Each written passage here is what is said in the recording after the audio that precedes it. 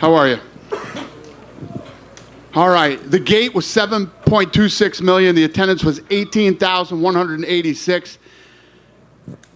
Highest grossing live event in arena history. Highest grossing MMA event in California history. Fight of the night was Lemos and Dern. Performance of the night was Zhang, Topuria, and Hernandez. They all won $50,000. Congrats to them. Dana, you just laid out the numbers there. Obviously, you've made a commitment to the Honda Center moving forward. An amazing week, an amazing fight night. I guess just first off, your thoughts overall on this fight week and tonight. Yeah, it's good to be back. This arena's been very good to us for a long time, and we like the guys who run this place, and we look forward to doing it. They have big plans for around here, too. They're building an experience here, so happy to be back with these guys. Capped off by an incredible main event, Ilia Topuria. Man, he seemed to be the enemy all week long, but now it seems like a star. I mean, we're hearing these chants outside this venue right now. I mean, what are your thoughts on him as a champion? Yeah, no, listen, a lot of questions going into this thing. You know, never been in a main event like this, never felt the heat, the pressure. He couldn't have looked any better. Against a Volk who looked really good, too. That fight was heating up. They were exchanging.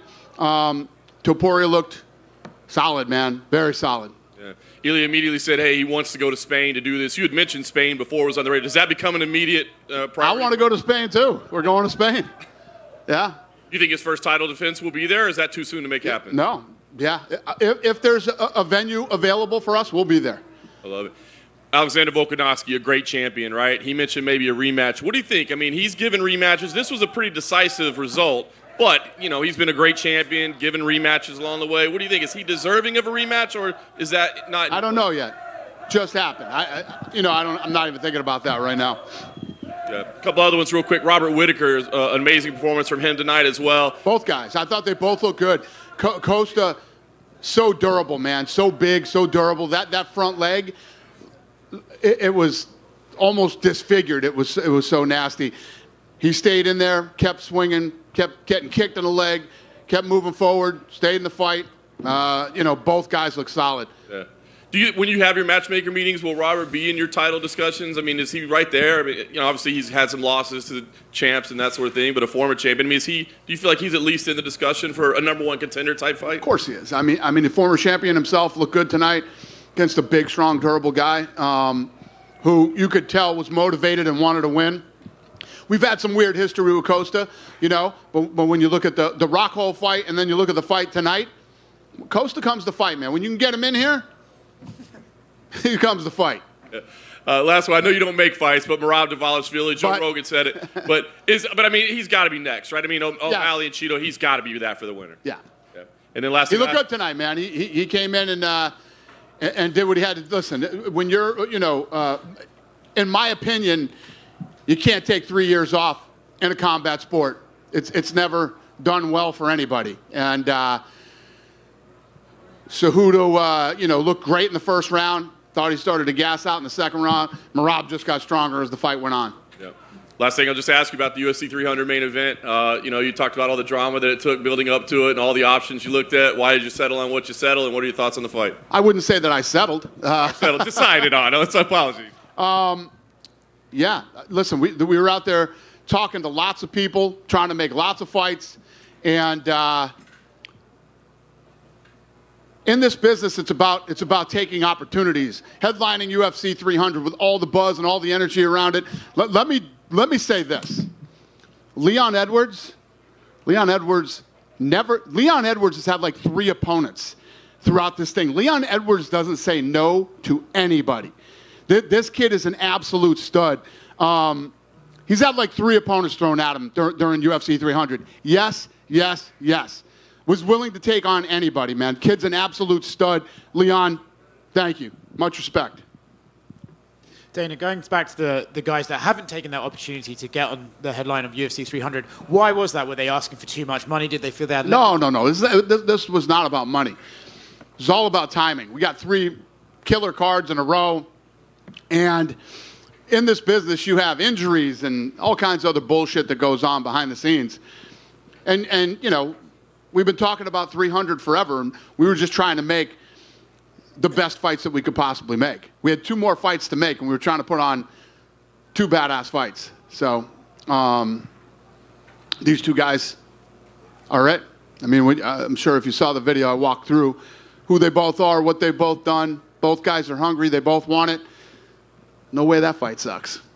In the past, we've seen for UFC 200, for Conor Aldo, we've seen these like epic trailers, sort of movie trailers. Do you think we could see one of them come back for 300? Say that again? In the past, for big events like Conor versus Aldo, you had them walking down the streets of Las Vegas. Do you think we could get one of those trailers for 300? No, I have to, now that you said it, I guess, right? I got to figure something out. You're welcome, everybody. Thank you.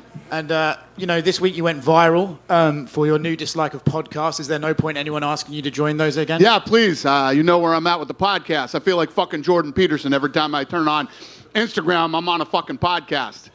Yes. No more podcasts, please. Podcast it out. By the way, did Rob and Costa get a bonus? You mentioned how good that fight was. Did what? Did Rob and Costa get some extra money for their fight? They did not. They did not. Okay. We gave out 3 performance bonuses and a fight of the night. We'll kick them something, though. We'll take care of them for you. You're welcome. Buenas noches, Dana. Por aquí. Hey, how are you? How are you? Quería saber, question in Spanish, quería saber qué valoración hace de la actuación de Ilia Topuria y si cree que puede ser la siguiente superestrella de la UFC.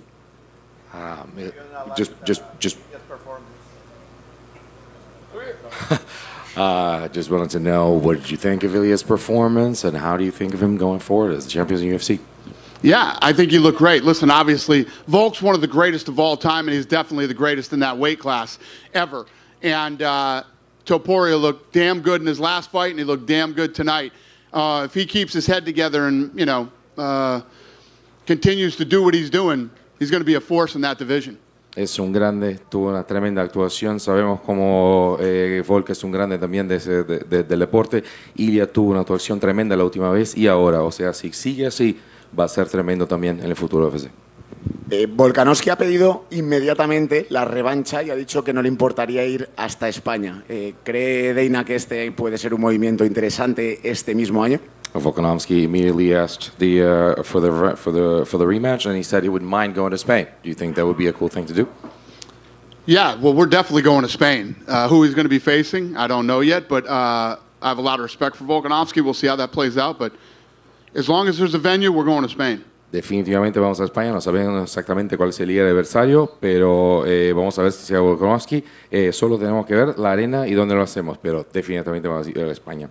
Hablando de la arena, se ha hablado mucho del Santiago Bernabéu. ¿Hay un interés real en intentar hacer un evento en el Santiago Bernabéu, en el estadio del Real Madrid? Talking about the venue, much has been said about the Santiago Bernabéu, the new stadium for Real Madrid in Madrid. Is there a real interest in actually doing How many seats is that? ¿Cuántos? ¿80,000?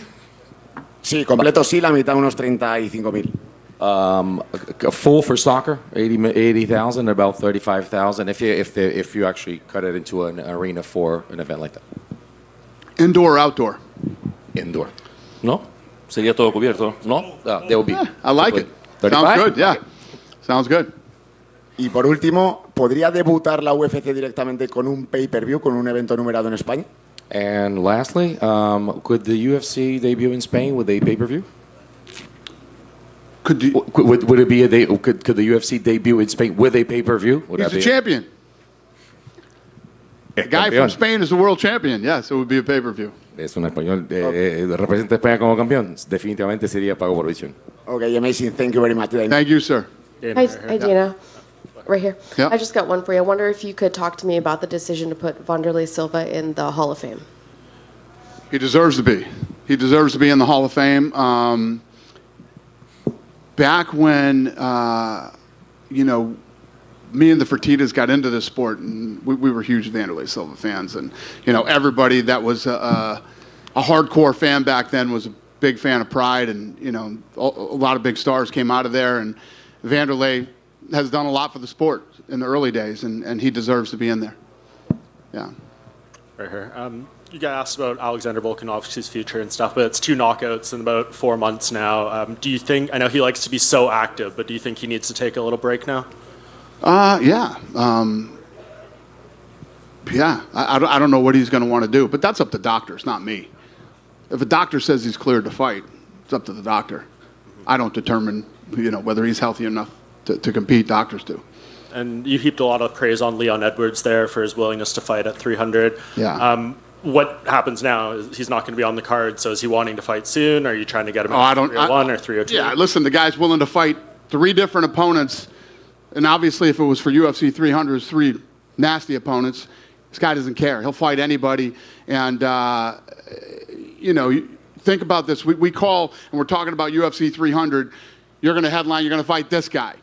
Then we call back and say, the fight that's going to happen. You're going to fight this guy, right? And then the third time we call and change opponents on him again. It's just crazy. And this guy could care less. He's up for the challenge. He's ready to fight anybody. I love it. Respect it very much. So you sorted through a few different opponents for him. Where do you go back to next time? Is it still Bilal at the top? I have no idea what we're going to do yet. He's not fighting on 300 when we figure it out. Yeah. Then we'll. And just last thing I wanted to ask you about Mackenzie Dern. She, took another rough loss, but she's been very exciting in these past few. But it's more because she's been on the feet, kind of throwing. I guess what would the advice to someone like her be in terms of evolving and maybe trying to stay away from this type of damage she's taken the past few fights? She's not on the transport thing. Did she? We were. That's fucking crazy. We were convinced that she had a broken orbital in that fight. When she went down with the eye thing, we were convinced it was a broken orbital, and she fought through it. But I'm shocked that it's not. You just reminded me of that, and I just looked. She's not on there. She's so fucking tough, man. She is so tough. And what's your question? Yeah, she's awesome. She's awesome. There you go. And last thing, Mark Zuckerberg walked out with Volk. He was here cage side having a blast during Mackenzie's fight. Did he ask to do that, to walk out, or was that Volk's idea? Volk did. Yeah, Volk asked him to walk with him, and people ask me about that type of stuff. It's like even a guy like Mark Zuckerberg, who, you have everything. There's a couple things in this business. First of all, number one, first and foremost, there's the fight, right? When you have the opportunity to come to one of these fights and sit in the crowd. Hunter was telling me tonight, the guy from Imagine Dragons was like, holy shit, this is one of the, most intense sporting events I've ever been to, and yeah. Then to stand where I stand for a face-off when you got these big fights, it's without a doubt one of the most unique and incredible things to do in your lifetime if you're a huge fan. And the other one would be to walk out with a world champion as he's going out to defend his title. So no matter how much money you have, no matter what you have in life, it's one of those very unique, amazing things if you get the opportunity to do it. Yeah, and his passion for the sport is obviously very genuine. I know he's dealing with the knee recovery and stuff, but he said he wants to do an MMA fight. I know the Elon thing is in the past, but if he wanted to do that, is that something you would want to work with, or does he need to fight, somewhere lower level? I don't know. I know he wants to fight, and he loves this sport. I mean, this guy loves this sport. He's super passionate about it. He brings fighters out all the time to train with him and stuff, and everybody in this room knows this, or most of the people in this room anyway. When you get into this sport, it's fucking fascinating the way this pulls you in. When you think about the people that Habib didn't even make it to the locker room and Putin was on the phone. Valentina Shevchenko meets with the president of her country every time she goes back there. The royal family in Abu Dhabi. The list goes on and on of the people that these powerful, extremely wealthy people that just fall in love with the sport. When you get close to this thing, it just sort of sucks you in, and it you just fall in love with it. So when I see people like that, like Zuckerberg, love this thing as much as they do, it's fun. It's awesome. You done with me? Dana over here. Yeah. To your left. Yep. Or to your right, I'm sorry. Okay. Hi. Hi. Throughout the entire promotion, Ilia Topuria was saying that he is not going to give any of the top guys a shot at the title if he were to win that, and he's been kind of chasing. That's awesome. Great to hear. He's been chasing this Conor McGregor fight, which seems a little unrealistic. Well, what can you promise to the fans who want to know what's really next for Topuria? You know how this works. You fight all the best in the world. He just won the title. He looks like a guy who could be one of the all-time greats. You got to clean out that division, and once you do, then you start figuring out what's next. How do I challenge myself? And if Conor McGregor, I don't know if we ever see Conor McGregor at 145 pounds again.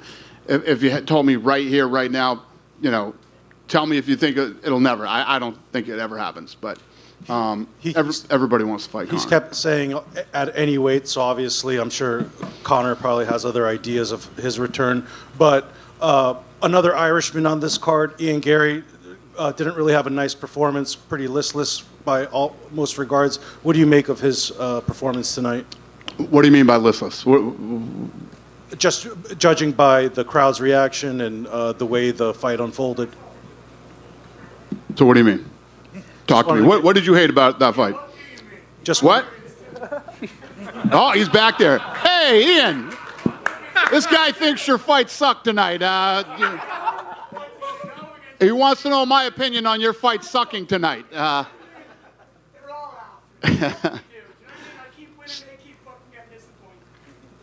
So what are you asking me about the fight? I wanted to get your reaction to the performance because I know you put a lot of weight into what the crowd thinks about the fight. So just wanted to get your. Well, I listen. The crowd came in and paid and broke the all-time California record, the gate record, and things like that. But it was a great card, and to say that his fight wasn't a good fight. Well, it might not have been a great fight compared to the rest of the night with the card, but. When you talk about bad cards, Toronto was a bad card. Toronto, I owe you another one. We'll try to do better next time. But I wouldn't say that listen, did Ian go on and put on an unbelievable performance tonight? Like knock down, drag him out, war, and win a fight? No, it wasn't Whitaker or Costa, but he won the fight. And lastly, UFC 300, now that we have an official main event, what is the co-main event going to be? The co-main event is the other championship fight on the card. Thank you. Yep. Dana back here. Yep. One note, can you walk us through how things came together to switch between the Taffa brothers for the Marcos Rogerio fight? What do you mean? One fell out and the other one came in. Straight up? Did you text him, call him, paperwork that fast? One out, one in. Didn't have to change any of the marketing, didn't have to change the posters, didn't have to do anything.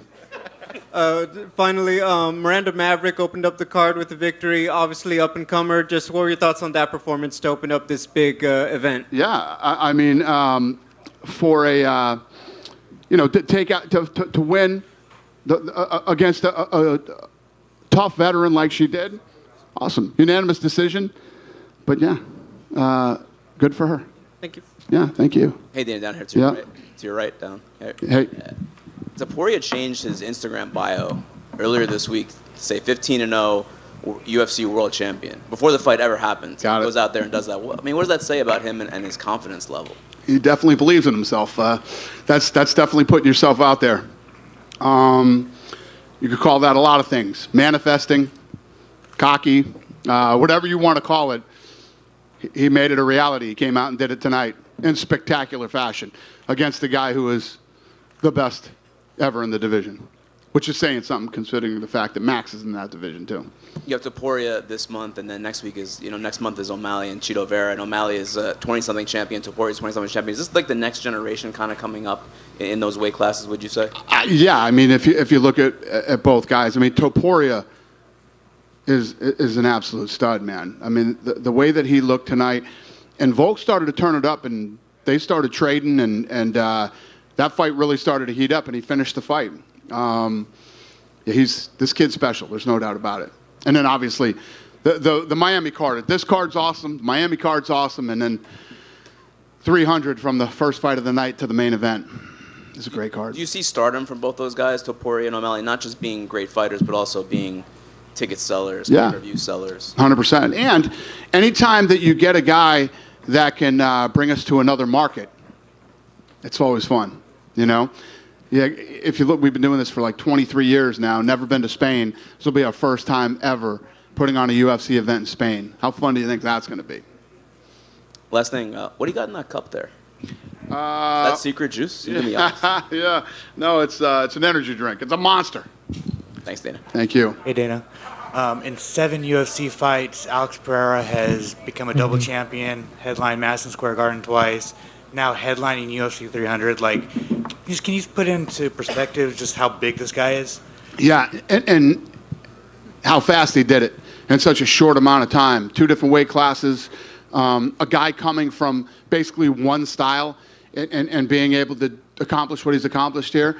Obviously, it was super impressive when Izzy did it, and now this guy did it even faster and in 2 different weight classes. You know, that fight's a little while away, but, you know, Jamal coming back from Achilles injury, which is devastating for athletes. Yep. How do you see that fight kind of going down?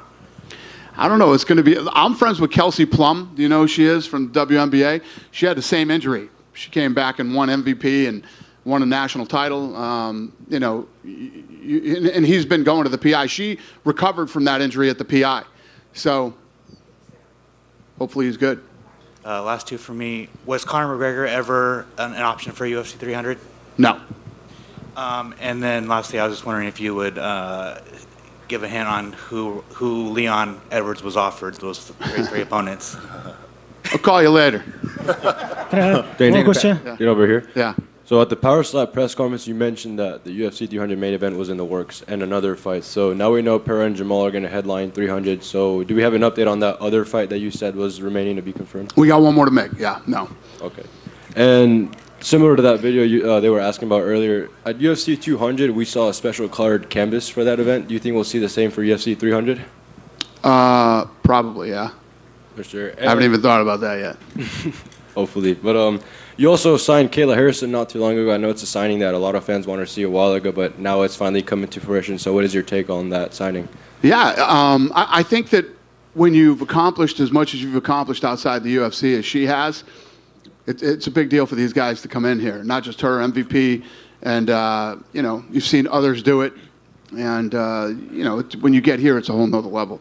So I think it's going to be great for them to finally get in here and compete against the best in the world. And like you said, MVP as well, Kayla Harrison. So given the situation that the other promotions have had as of late and everything, have you guys had conversations with other guys or girls from the other promotions? What do you mean, as far as like maybe them sucking and not selling any tickets or stuff? What are you asking me? No. Fighters that may be looking for home or something. I know some guys don't have their divisions in the other promotions. They don't have other divisions? There's some like fighters that don't have their respective divisions in those other promotions with the merger.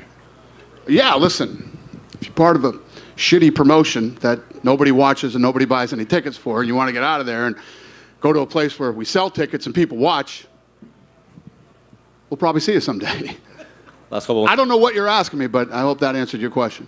All right, and last one's from me. Daniel Cormier said in the lead up to this fight that this whole build-up from Topuria with this cockiness or arrogance or confidence, whatever you may want to call it, kind of reminiscent to McGregor when he was coming up. So do you agree with that statement? And did you Who said that? Daniel Cormier.